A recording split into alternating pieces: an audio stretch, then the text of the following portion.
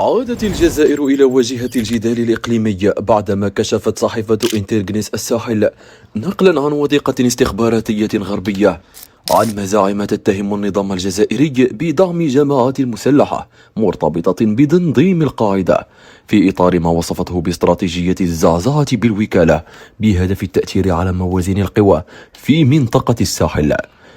وفقا للتقرير تستند هذه المزاعم إلى صور أقمار صناعية وشهادات ميدانية وتقارير استخباراتية قالت إنها رصدت تحركات لمجموعات مسلحة نحو محيط العاصمة المالية باماكو بالتزامن مع تدهور الأوضاع الأمنية في البلاد. وتشير الوثيقة بحسب الصحيفة إلى أن الجزائر تعتمد على وسائل غير مباشرة تشمل دعما ماليا سريا وتسهيل تحركات بعض العناصر المسلحة مع الحفاظ على ما يعرف بالإنكار المعقول بما يسمح لها بنفي أي تورط رسمي.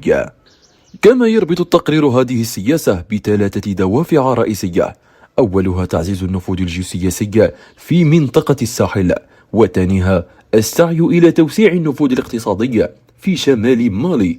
وثالثها تحويل الأنظار عن الأزمات الداخلية في الجزائر بحسب ما ورد في الوثيقة. وحذر التقرير من أي دعم للجماعة المسلحة قد يؤدي إلى تصاعد الإرهاب وزيادة موجة الهجرة الغير نظامية وتهديد استقرار دول الساحل مع تداعيات قد تمتد إلى أوروبا.